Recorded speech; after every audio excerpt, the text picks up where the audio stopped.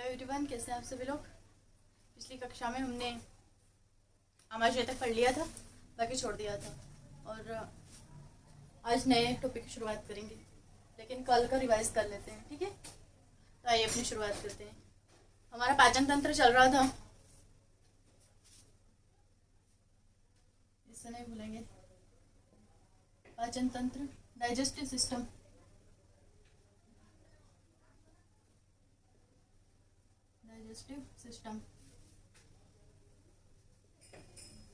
ठीक है।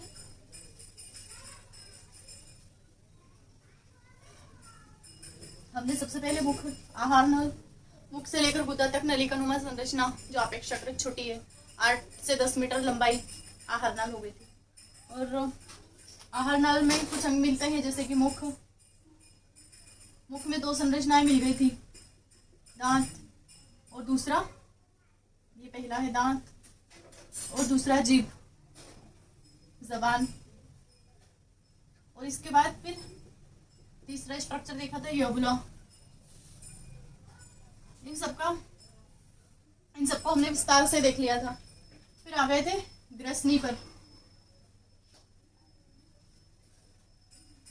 ग्रसनी, फेरिंग्स,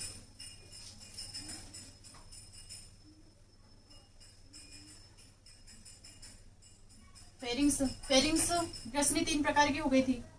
एक नासा ग्रसनी,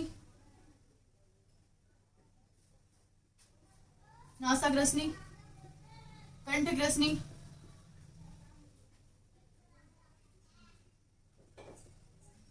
और अंत में मिल गई थी हमें मुख ग्रसनी।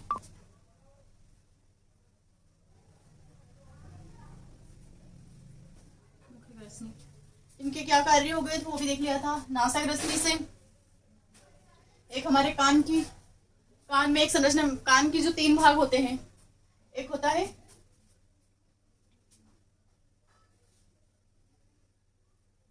इसके 3 भाग हो गए थे। एक हो गया था बाह्य कर्ण, दूसरा हो गया था मध्य कर्ण, हमने पढ़ा नहीं सिर्फ देखा था, और तीसरा है आंतरिक कर्ण। ठीक है। अब ये जो मध्य कर्ण की जो नलिका है, यूस्टेजियन ट्यूब, ये इससे मिल जाती है नासा ग्रसनी से, एक इधर से और एक इधर से, दोनों मिल जाती है, नासा ग्रसनी से मिलती है, ठीक है।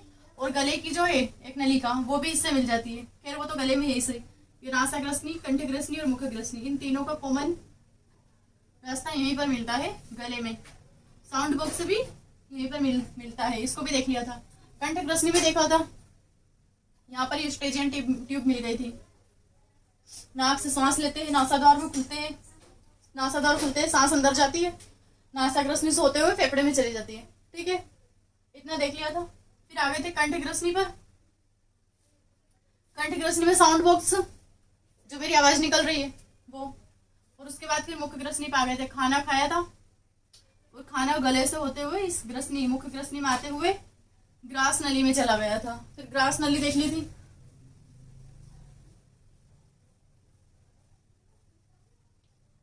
ग्रास नली, इसोफेगस,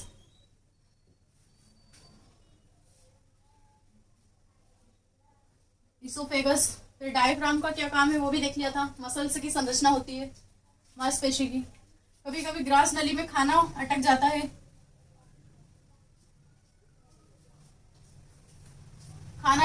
तो हिचकी आती है। कभी कभी एयर बबल भी बन जाते हैं, वायु के बुलबुले।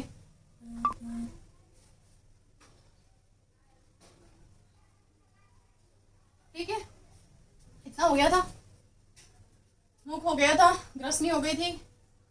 ये समझाने के लिए कान मैंने पढ़ाया नहीं है, सिर्फ जो मध्यकर्ण की जो ट्यूब होती है, यूस्टेजियन ट्यूब, वो डायरेक्ट गले में आकर मिलती है।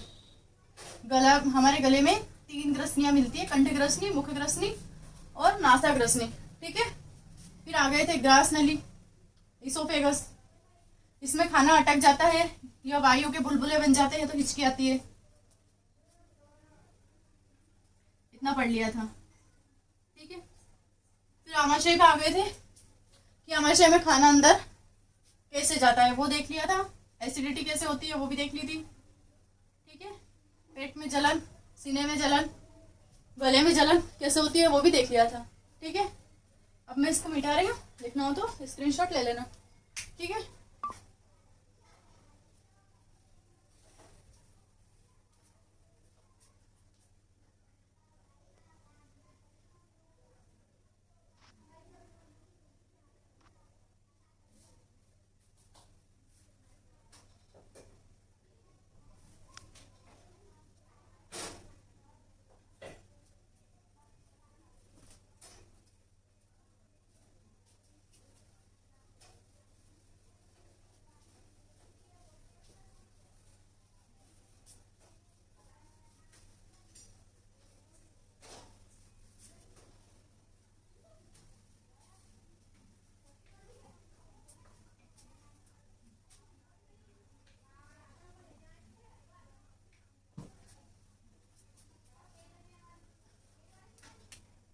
ये हमारा पाचन तंत्र।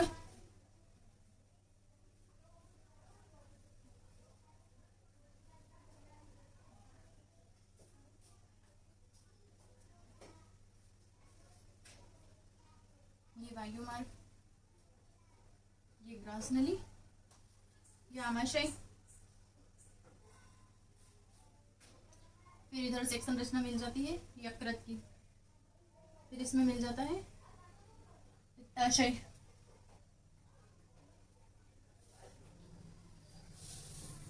आमाशय यहाँ से बना देती हूँ ऊपर से कुछ इस तरीके का समझाने के लिए। फिर एक संरचना मिलती है, ज्यादा ही बड़ा बन गया, अग्नाशय ग्रंथि की। ठीक है, फिर उसके बाद मिलती है छोटी आंत, ये छोटी आंत बन गई। इसके बाद बड़ी आंत,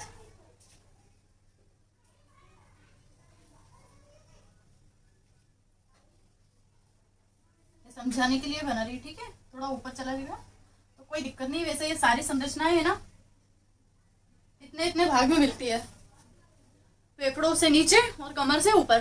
ठीक है, तो ये ऊपर नीचे हो भी गया तो कोई दिक्कत नहीं है।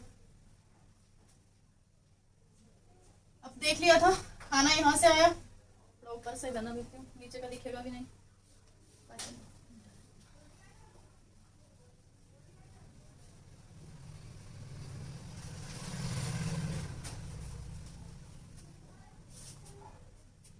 ये हमारा पाचन तंत्र।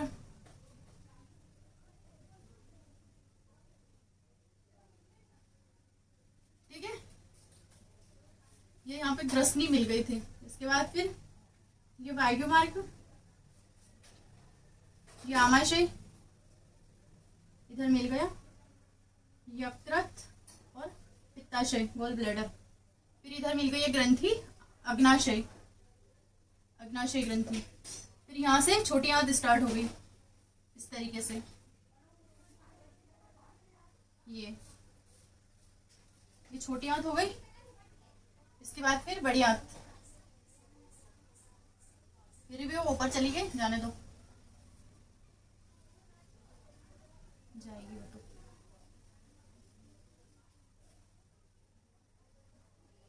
ये एनस, अनपचा भोजन बाहर निकल जाता है। फिर एक संरचना मिलती है यहाँ पर अपेंडिक्स। इतना देख लिया था। अब कल पढ़ा था हमने कि आमाशय में खाना आया और ईसोफेगस से होते हुए आमाशय में चला गया, और यहाँ पर बड़ी मात्रा में HCl था। जैसे कुछ हमने बैक्टीरिया खा लिए तो सारे बैक्टीरिया यहाँ पर मर जाएंगे आते। उसके बाद फिर यहाँ पर पूरा पाचन नहीं होता है, सिर्फ आमाशय जो भी हम खाना खाते हैं उसका यहाँ पर थोड़े टुकड़े हो जाते हैं, उसे बोलते हैं काइम, जो पचा भी नहीं है और उसका अभी अवशोषण भी नहीं हुआ है। जो हमने पोषण लिया, जो पौष्टिक तत्व है उनका हमारे ब्लड में या हमारी बॉडी में कोई अवशोषण नहीं हुआ, सिर्फ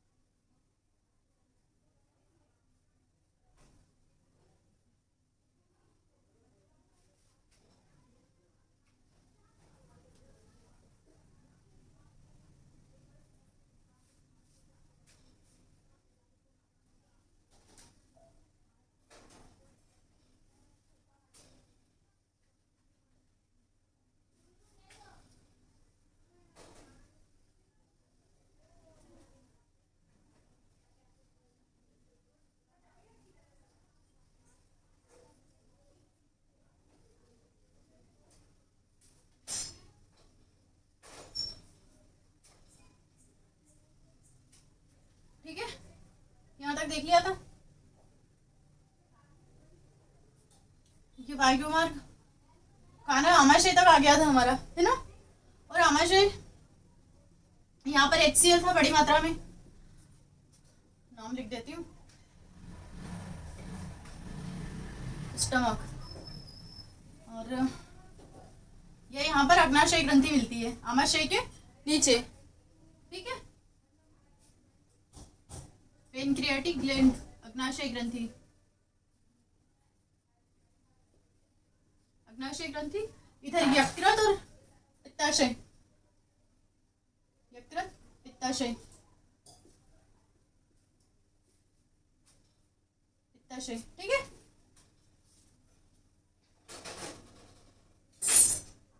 ये अब आमाशय तक आ गया था हमारा भोजन। जो आमाशय में जो भोजन बना, हमने भोजन खाया और आमाशय में जो एसिड से मिला और उसके ब्रेक हुए, बैक्टीरिया तो मर गए यहाँ पर, लेकिन जो खाना ब्रेक हुआ उसका नाम हो गया काइन।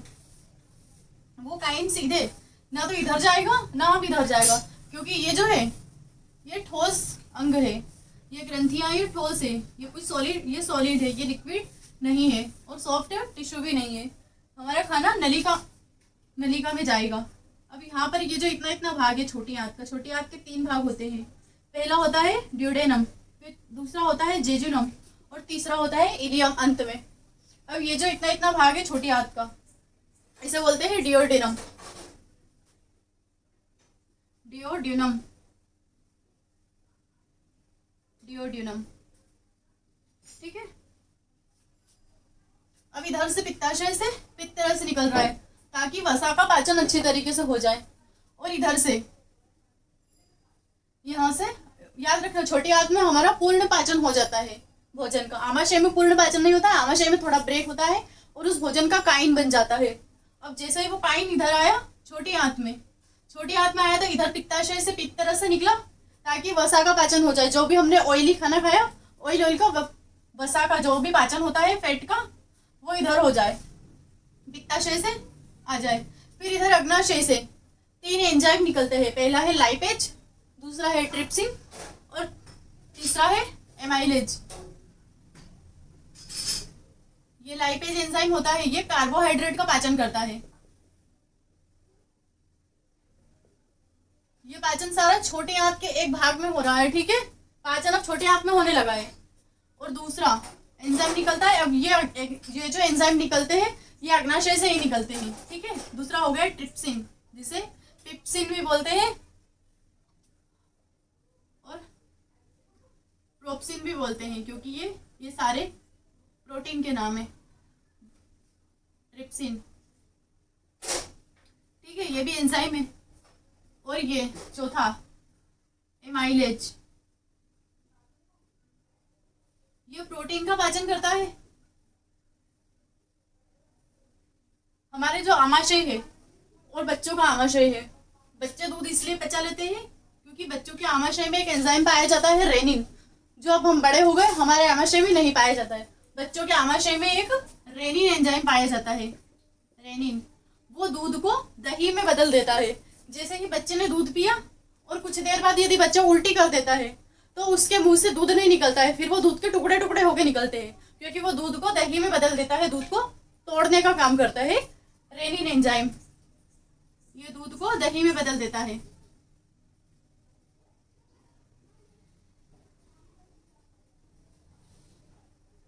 अब हम बड़े हो गए, हमारे पेट में नहीं होता है, ठीक है। और जैसे आमाशय में हमने कार्बोहाइड्रेट या कुछ भी खाया तो कार्बोहाइड्रेट का तो कुछ नहीं, काइन बन गया जो भी खाना हमने खाया। लेकिन जब हम प्रोटीन लेते हैं तो प्रोटीन को आमाशय पेप्सिन में बदल देता है। और जब वो पेप्सिन छोटी आंत में आता है और इधर से ट्रिप्सिन एंजाइम निकलता है प्रोटीन के लिए, तो वो पेप्टाइड में बदल देता है। और वो पेप्टाइड जब जेजुनम में जाता है तो यहाँ पर जो पेप्टाइड होता है वो अमीनो एसिड में बदल जाता है। प्रोटीन का पाचन ही ऐसे होता है, प्रोटीन को अमीनो एसिड में बदलना, ये प्रोटीन का पाचन होता है। और कार्बोहाइड्रेट का पाचन कैसे होता है कि कार्बोहाइड्रेट को ग्लूकोज में बदलना या स्टार्च में बदलना, कार्बोहाइड्रेट का पाचन हो गया। और वसा का पाचन, वसा को वसीय अम्ल में बदलना वसा का पाचन हो जाता है, ठीक है। ये इसका अभी मैंने थोड़ा इंट्रोडक्शन बता दिया है क्योंकि हम छोटी आंत का ये भाग पढ़ रहे हैं, बाकी इसको कल हम विस्तार से पढ़ेंगे। ठीक है, अब खाना यहाँ तक आ गया, छोटी आंत तक। छोटी आंत में हमने ले लिया, इधर से ये अग्नाशय को पूर्ण रस बोलते हैं, ये ग्रंथि है। ठीक है, ये मिश्रित ग्रंथि भी है, इससे हार्मोन भी निकलते हैं और एंजाइम भी निकलते हैं। ठीक है, इधर से निकला एंजाइम, बचा लिया लाइपेज एंजाइम, वो कार्बोहाइड्रेट को बचाएगा, और जो ट्रिप्सिन है वो प्रोटीन को पेप्सिन में बदल देगा या पेप्टाइड में बदल देगा। पेप्सिन तो आमाशय में हो गया था, अब ये प्रोटीन को पेप्टाइड में बदलेगा, पेप्टाइड में बदलना। ठीक है, और ये जो पेप्टाइड होता है ये अमीनो एसिड में बदल जाता है। अमीनो एसिड हमारे ब्लड में छोटे छोटे कण में मिल जाता है। ठीक है, जिससे हीमोग्लोबिन की कमी भी नहीं होती है। हीमोग्लोबिन की कमी नहीं होगी तो आयरन की कमी नहीं होगी, और आयरन की कमी नहीं होगी तो शरीर अच्छा रहेगा। जिसको बार बार मतलब 8 घंटे से जिसको और भी ज्यादा नींद आती हो या पढ़ाई करता हो तो हल्का सिर दर्द होता है या नींद ज्यादा आती हो तो समझ लेना कि उसको हीमोग्लोबिन की कमी हो गई है। हीमोग्लोबिन की कमी उन्हीं को होती है जिनको नींद ज्यादा आती है या कुछ भी काम नहीं करते हैं फिर भी थकान हो जाती है। थोड़ा सा हमने काम किया और थकान हो गई तब भी हमारे शरीर में आयरन की कमी हो जाती है। ठीक है, जो काम से बचने के लिए सो जाते हैं वो यही होते हैं कि उनके शरीर में आयरन की कमी हो गई। एक बार अपना ब्लड टेस्ट करवा लें, जिनको बार बार नींद भी आती हो कि हाँ आप थोड़ा काम कर लिया आप सो जाते हैं, उन्हें भी आयरन की कमी हो जाती है। और अक्सर हमें भारत में 75% आयरन की कमी से लोग ग्रसित है, और जिसमें महिलाएं ज्यादा है। ठीक है, ये हो गया, प्रोटीन को अमीनो एसिड में बदल गया।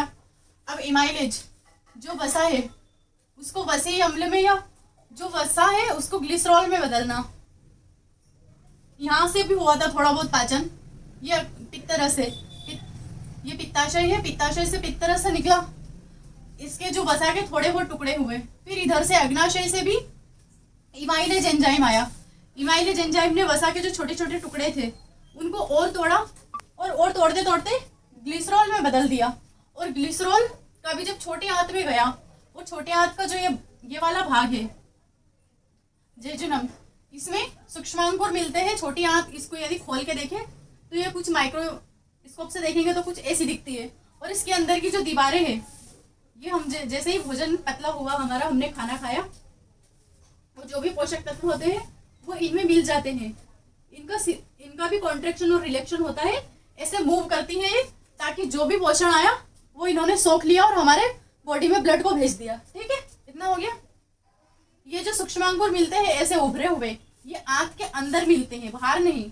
ठीक है, बाहर तो वो ऐसी सॉफ्ट दिखाई देती है, लेकिन अंदर ये जो सूक्ष्मांकुर मिलते हैं, ये इसमें खाना होते हुए जो भी हमने खाना खाया, और प्रोटीन मिला तो प्रोटीन को अवशोषण कर लिया, वसा मिला तो वसा का भी अवशोषण कर लिया और ब्लड में भेज दिया जो भी हमने खाया। ठीक है, वो अब ये जो छोटे छोटे ये अंकुर मिलते हैं इन्हें बोलते हैं विली या माइक्रोविली, क्योंकि कुछ तो छोटे हैं और कुछ बड़े हैं, तो इन्हें बोलते हैं विली या माइक्रोविली, दोनों बोलते हैं। एक सूक्ष्मांकुर जीभ में भी मिले थे, उन्हें बोलते हैं पेपिलाई। हमारी जीभ में भी मिले थे। जीभ खुरदुरी क्यों है? क्योंकि सूक्ष्मांकुर मिल रहे हैं इस वजह से, और उन्हीं सूक्ष्मांकुर में स्वाद कलिकाएं भी थी, अभी भी है, ये बताया था। ठीक है, अब खाना यहाँ पे पूरी रूप से पच गया है। ये जेजुनम में होते हुए जेजुनम में प्रोटीन का पाचन हो गया, प्रोटीन का अमीनो एसिड में बदल गया, अमीनो एसिड भी हमारे ब्लड में मिल गए। ठीक है, और ब्लड वैसे मसल्स में होता है, मांसपेशियों में। ठीक है, अब जो भी अनपचा हुआ भोजन, अनपचा हुआ भोजन आया बड़ी आंत में, ये जो बड़ी आंत के ये जो है ये उभरे हुए भाग, इन्हें बोलते हैं कोलन। तो कोलन में गया, अब कोलन में जैसे ही खाना जाएगा, बड़ी आंत में कोलन में खाना गया, और यहाँ पर पाचन मतलब बड़ी आंत का भी कॉन्ट्रैक्शन और रिलेक्शन हुआ, तो यहाँ मतलब छोटी आंत में पाचन हो गया था पूरी तरीके से, लेकिन पानी का अवशोषण और खनिज पदार्थ जो भी थे उनका अवशोषण नहीं किया था। छोटी आंत से बड़ी आंत में गया, और बड़ी आंत में पानी का और खनिज का अवशोषण कर लिया, बड़ी आंत ने कर लिया, और बाकी जो अनपचा भोजन है वो एनस से होते हुए बाहर निकल जाता है। इस तरीके से हमारा पूरे शरीर में पाचन हो जाता है। ठीक है, इतना हो गया। लेकिन कभी कभी हम मल त्याग बहुत देरी से करते हैं, तो जो भी मल त्याग देरी से करते हैं उन्हें कब्जे की बीमारी होती है। वो कैसे? क्योंकि बड़ी आंत का काम ही है कि पानी का अवशोषण करना। ठीक है, हमने मल त्याग नहीं किया तो फिर भी वो पानी का अवशोषण करती ही रहेगी, और पानी का अवशोषण धीरे धीरे करेगी। और जितना पानी का अवशोषण बड़ी आंत करती है, और जो जितना भी उतना मल कठोर होता जाता है। जितना अवशोषण बड़ी आंत ने जितना पानी का अवशोषण किया, मल उतना ही कठोर होता गया, और कठोर मल हो जाता है तो फिर हमें मल त्याग करने में दिक्कत होती है। ठीक है, तो उससे कब्जे की बीमारी होती है। मल त्याग देरी से करने से कब्जे की बीमारी होती है। और कभी कभी हमारी जो ये बड़ी आंत है, या हमारी बड़ी आंत क्या पूरी आहार नाली है, ये इस आहार नाल की रक्त वाहिनियां इस एनस में चली जाती है, या एनस से बाहर निकल जाती है, तब हमें बवासीर की बीमारी होती है। ये जो बड़ी आंत है, यह हमारी आहार नाल है। इसकी जो रक्त वाहिनियां है, इनका काम था इस बड़ी आंत की रक्त वाहिनियों का कि खनिज और पानी का अवशोषण करना। लेकिन रक्त वाहिनियां है वो बड़ी हो गई, और उनकी लंबाई बढ़ती गई, तो वो इनस में चली जाती है, और इनस पर दबाव पड़ता है जब हम मल त्याग करते हैं। और मल त्याग करते करते हमें रक्त स्त्राव भी होने लगता है, तब बीमारी होती है बवासीर की। ये बवासीर की बीमारी कब होती है? जब हमारी रक्त वाहिनियां बढ़ जाती है आहार नाल के, तब हमें बवासीर की बीमारी होती है। ठीक है, और हम मल त्याग लेट करते हैं तो हमें कब्जे की बीमारी होती है।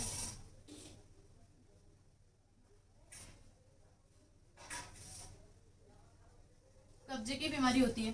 ठीक है, और कभी कभी हमारी आहार नाल है उसकी ही लंबाई बढ़ जाती है।